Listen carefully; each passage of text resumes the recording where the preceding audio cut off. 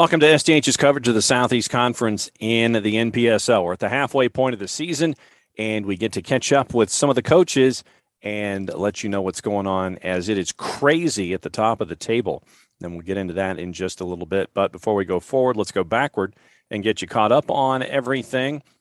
Last week, it was 3 matchups, all at 7:30 Eastern time. And the first one is our match of the week, Apotheos FC and Georgia Storm from North Cobb Christian School. Let's not waste any time. Here's your highlights of a 4-goal thriller, courtesy of our friends at Apotheos and the NPSL. Looks like it's going to be about 25 yards out. So Nico adjusting his wall. Referee trying to get him to move back there 10 yards. Funny thing is, we're on a football field that lays out exactly where 10 yards is, and he doesn't make us go back. He only makes us go back about 8, so we'll take it. Here's the shot, hooking, and in.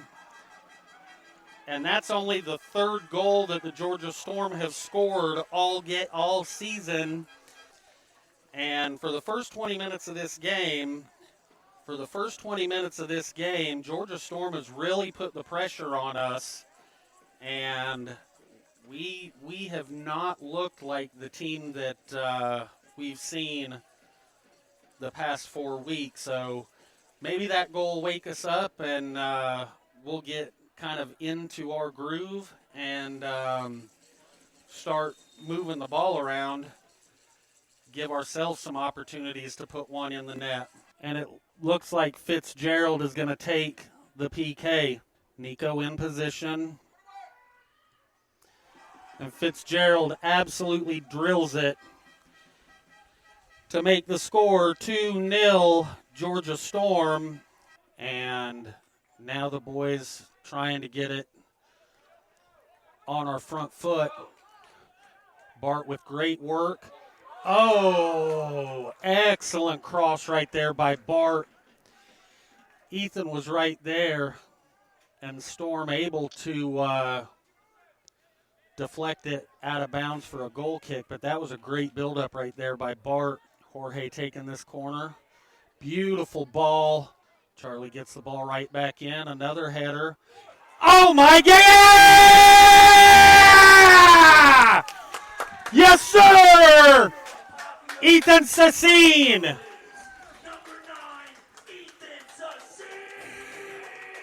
What a beautiful job of Charlie to get that ball back in the net, into play, and sticks with it and is able to send it right off the post into the back of the net. Excellent job right there. Coming off the pitch, and number 12, Iomidi Salako, coming on. So number 2 is Solomon Berry coming off. He spent more time on the turf than he did running. So he comes off, and Salako comes on. Bart working, header, and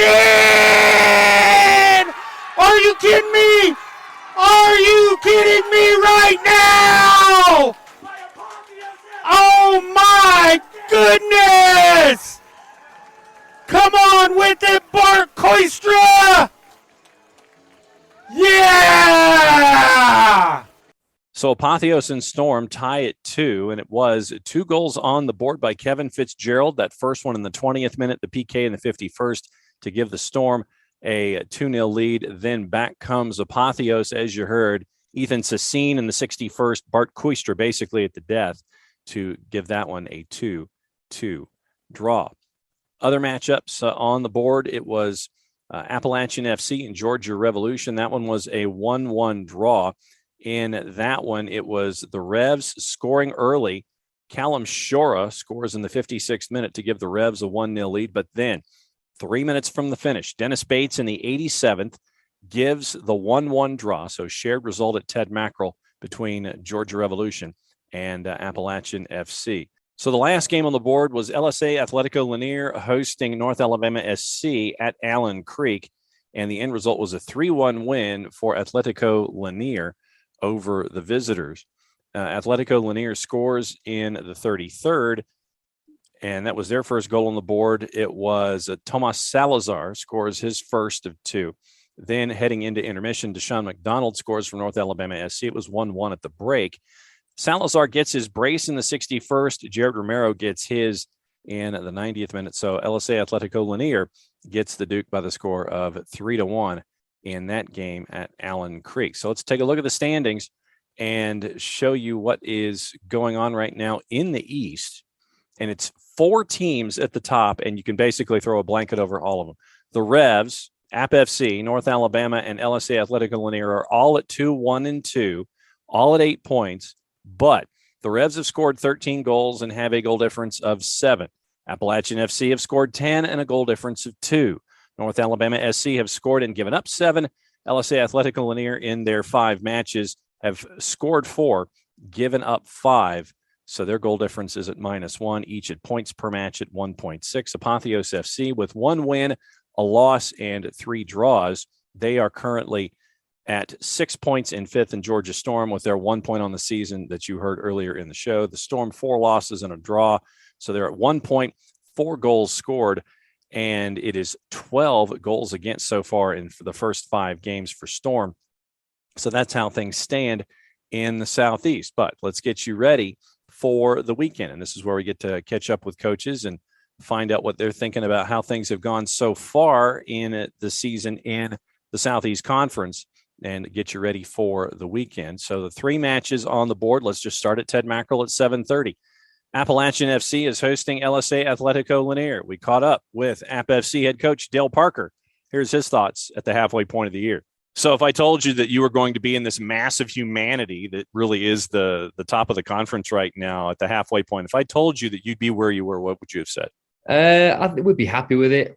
I had this conversation a few times this week. Whenever you're at the halfway point in first place, tied for first place, or close enough to first place, you've got to take it, knowing that there's another half of the season to go. So, yeah, I wouldn't have expected there to be that many teams all competing at the same time, but it just shows you the strength of the conference.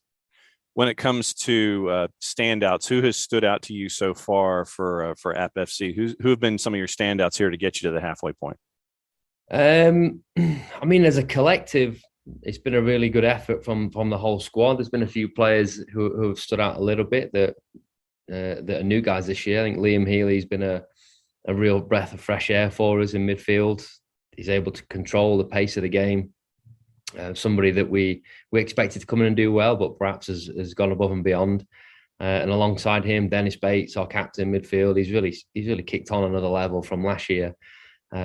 He's set the bar really, really high in the fall with his college team, and now he's continued that with us, and he's really raised the bar for everybody else. And a couple of new guys as well who've injected some attacking threat. You know, Kevin DeLang scored a couple of goals for us and done well up front, and the usual suspects from last year have also kicked on. So they'd probably be the highlights.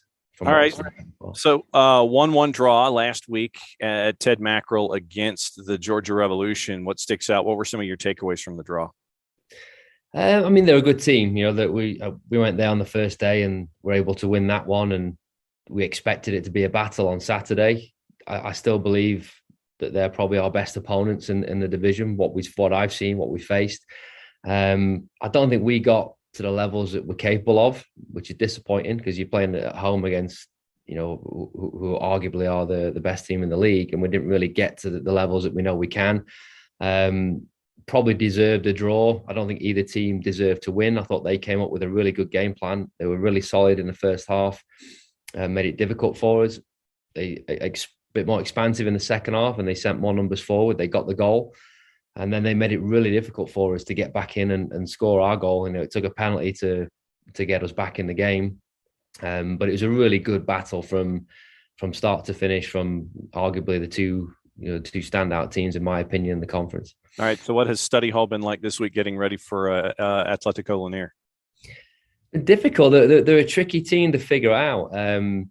Similar to last year, I think they started slow and then gradually got better and better as the season went on. They ended up in the semi-finals of the conference last year and almost beat the Revs on penalties. So they're on a similar path this year. I think some of the football they play is really good. Difficult place for them. for teams to go to, but obviously we've got to try and take advantage of the home game. Hopefully we'll try and get on top of them early and not allow them to play the football that they want to play. But it's going to be a tricky game because, most teams that come up the mountain, they don't play the same here as what they do at home. They sometimes a bit more protective.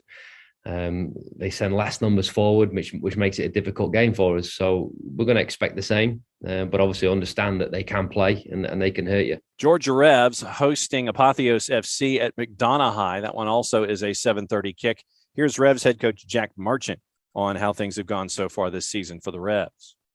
When you look at everything coming into this season, I know that we talked in the preseason about how tough this conference was going to be. Has it met up to that preseason conversation that we had? It has, for sure. I mean, it's been a really good experience for me, and I think it's a really good advert for the NPSL of how competitive it is. But I think the biggest thing I've noticed is traveling's the equalizer, home advantage especially. If you look at all the teams have picked up points at home, and that's why I've been really pleased to walk away from the last 3 games with 5 points and kind of be undefeated on the road, because it's an extremely difficult thing to do. When you look at the team so far, you've scored the most goals with 13 in the 5 matches. Obviously, points per games right now all the same at 1.6. But to get this offensive output and to be proud of your defense, which right now is tied for second in the conference, who are some of the standouts for you so far at the halfway point? I mean, going forward, Callum's score has been fantastic. I mean, he's been unbelievable. I think he's certainly a bit unlucky to miss out on the team of the month. But again, going forward, he's been fantastic. Yolo Jones and Kimo Lemke in centre midfield haven't put a foot wrong all season. And then the defensive unit as a whole, we've chopped and changed a lot, and they've all done fantastic. So yeah, I can't really be more pleased if I tried. Looking at the grid, let's just go back to last week and the match at Ted Mackerel against Appalachian. What were some of your takeaways now that you've had time to kind of digest it a little bit? I think the same thing when we came away from the Apotheos the first time. I think it's a good point because it's a tough place to go, but ultimately we're disappointed. And to give up the goal in the manner it was did, more about the time that we gave it up, I think is the most disappointing thing, because we had defended so well after going 1-0 up. To concede then was obviously disappointing, but I think in the grand scheme of things, a point up there is a very good point. And as I go backward, this will be the first time in 4 matches, if my math is correct, that you will have a match at home, and it's against a team that you faced before and had to do it on the road. What's study hall been like getting ready for this one as you return to McDonough? I think we've had to GPS where our home field is. It's been that long, but again, they're a very good outfit. They're a very solid team. But again, it's nice. This is the one thing I like about the NPSL is getting to play teams twice, because you maybe get to fix what you would have done the first time and get to go out and do it again. So my boys are ready. We've had a really good week of training after the long week up in Boone. So we're ready to go, and we want to entertain the home fans. Third matchup on Saturday at 7:30, North Alabama SC at Jack Allen is hosting Georgia Storm. So we'll keep an eye on those 3 matchups as well in a crazy Southeast conference so far this season. In the NPSL, we expected it would be as much, and it has delivered to this particular point of the season. Thanks, as always, to all the teams that help us out with the previews when it comes to the Southeast Conference. Played safe, everybody. If you are near the games, catch them. Quality play in the NPSL on display here in the Southeast. If you're not, catch it through your local providers, or you can catch up with us here at SDH on a weekly basis as we take you through the second half of the season here in the NPSL. That's your look at the Southeast Conference, everybody. Play it safe, everybody. Enjoy the games.